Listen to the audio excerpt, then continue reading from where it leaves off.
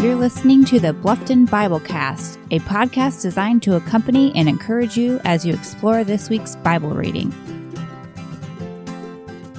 Hello and welcome. My name is Ashley Neuenswender. Today is June 27th, and I'm here with Joe Lehman, Doug Gerber, and Sarah Fichter. William Fichter is our tech guy.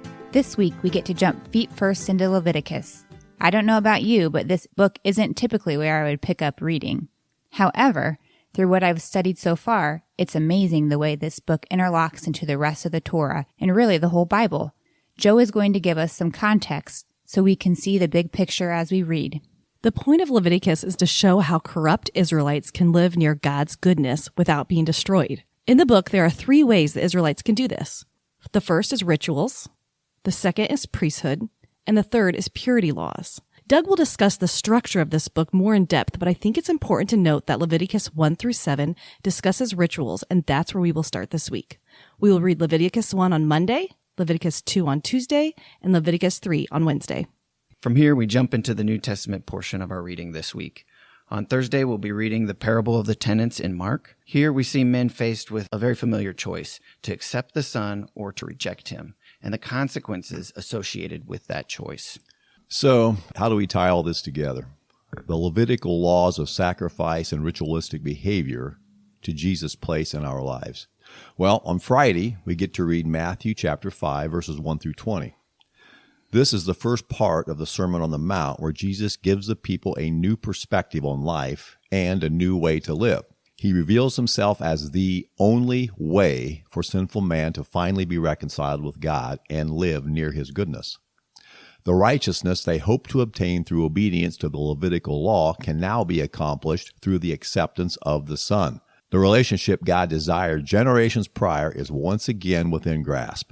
It comes down, once again, to a choice.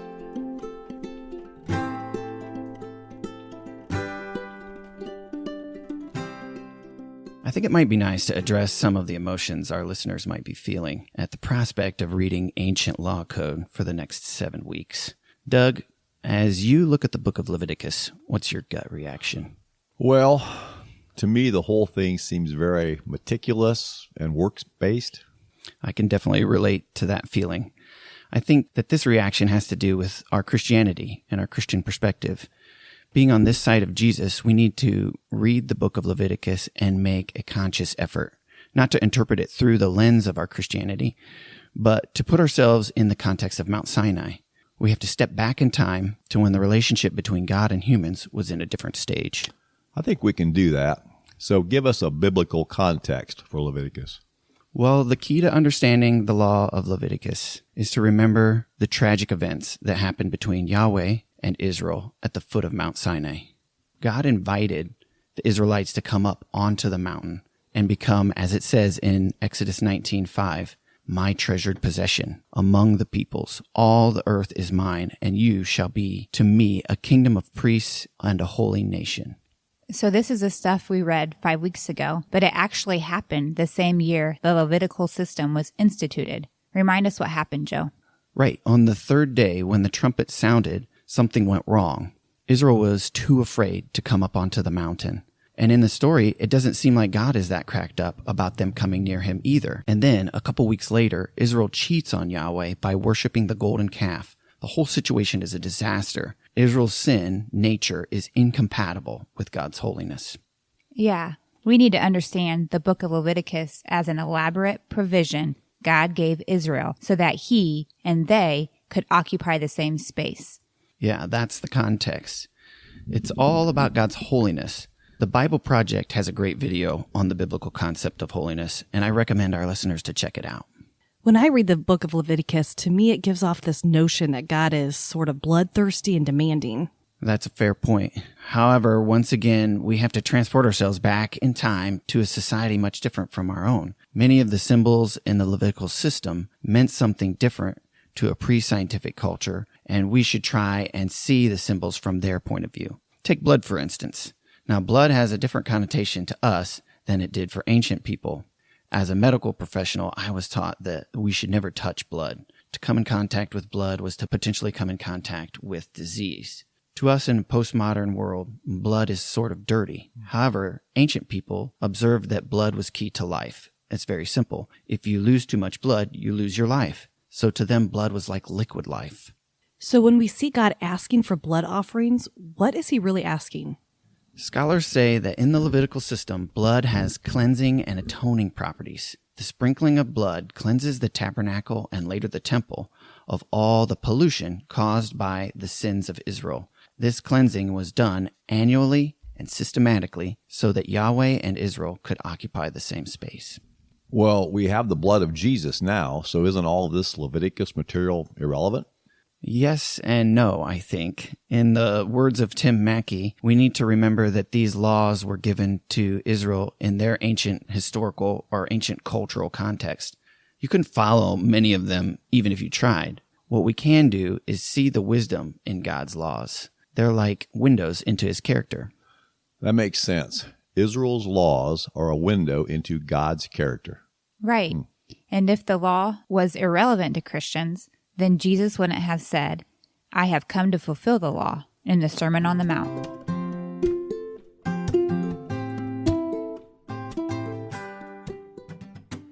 So now we're diving into Leviticus, a deep water dive for many of us. I've said before that I'm a story person. Yeah, and there's only a couple narratives in Leviticus. So what can we do to create and maintain our interest? Well, first we confirm that Leviticus is just as much a part of God's Word as, say, the Gospel of Mark or Matthew, which we're also reading this week.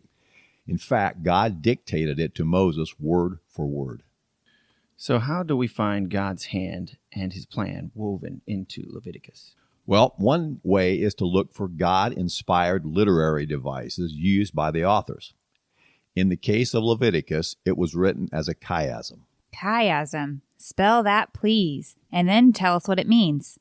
Well, it's spelled C-H-I-A-S-M, chiasm. So a Bible study ministry called Meeting God in the Margins defines chiasm as a method of organizing written thoughts to highlight a central main point by use of reverse repetition. Reverse repetition. Can you tell us how that works, Doug? It's like this. You make a point, then maybe a second and a third point. You reach the focus of what you're trying to say. Then reverse and discuss the third point or topic again, then the second, and finally get back to the starting point. It helps in memorization, which was very important to the Hebrews. Imagine Leviticus as a triangle. You get this mental picture as a triangle with the same topics up the sides and the most important theme at the top. Okay, I've got that mental picture. So take us on a journey up and down the Leviticus triangle. Okay, at the bottom on both sides of the triangle are instructions for rituals for sacrifices. Chapters 1 through 3 concern thanks and peace offerings, and 4 to 7 tell what must be done if there is a sin issue. These could be called holy practices. Opposite them are instructions for rituals for Sabbaths and festivals. That's the last part of chapter 22 through chapter 25.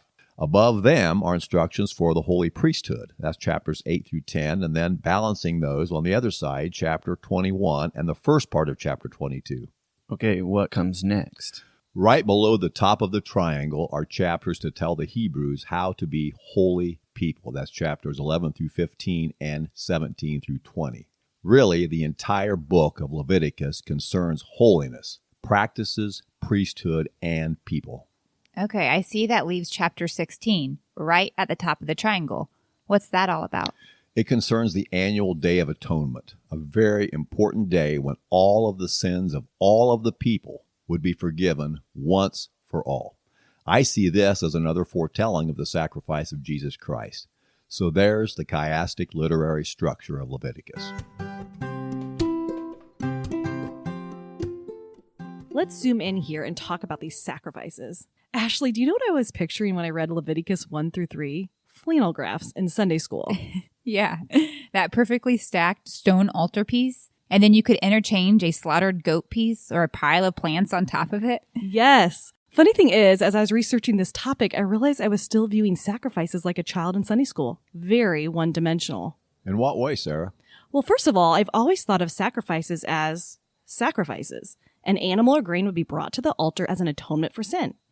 But what we read in Leviticus is there's actually 5 kinds of sacrifices. And in fact, the Hebrew interpretation for the word sacrifice in Leviticus 1 is actually offering. So could you list the 5 kinds of offerings for us? Sure. So there's the burnt offering, grain offering, peace offering, sin offering, and guilt offering. You'll notice some very specific guidelines under each of these offerings, like in how the meat is cut or how the offering must be seasoned, etc. I used to glaze over these parts in the Bible because they seem so stringent to me. We aren't going to get into this today, but God had some very specific cultural reasons for why he placed such specific instructions on these offerings. Studying this really gave me an appreciation for God's character. Our reading this week covers the first 3 offerings. Can you tell us more about what you researched? Well, let's start with the burnt offering in Leviticus 1. This offering has nothing to do with sin. We've already touched a little on how God's holiness and the Israelite sin nature literally couldn't coexist. If you were an ancient Israelite, it was a terrifying thing to be in the presence of God.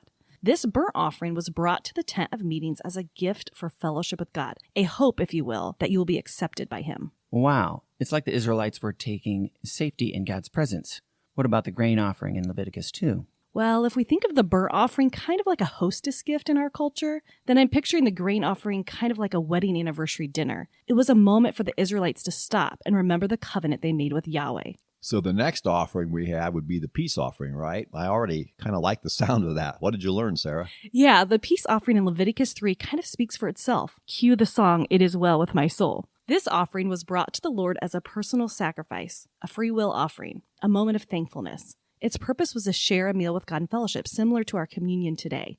Wow, I don't think I'll ever look at sacrifices and offerings the same way. Same here. You know, reading Leviticus really shines a light on how Jesus stepped in here and became our living sacrifice, or offering. The reality for all of us today and how we can approach our mighty God is summed up really well in Hebrews 4:16. Let's think about this verse in contrast to how the children of Israel approached God.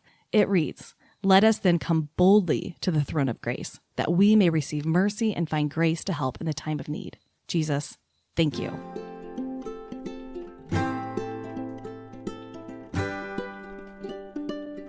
Well, I think we've gotten a good start on Leviticus. We've been taught how Leviticus connects to the rest of the Bible. We've learned of its structure. We've learned about offerings. As I reflect on what I've learned so far, I find myself feeling very thankful. Thankful to not have to participate in animal sacrifices, but more importantly, thankful for God's grace, thankful for his mercy, and thankful that he desires a relationship with each and every one of us. And most importantly, thankful for Jesus. It's because of him that this relationship is possible.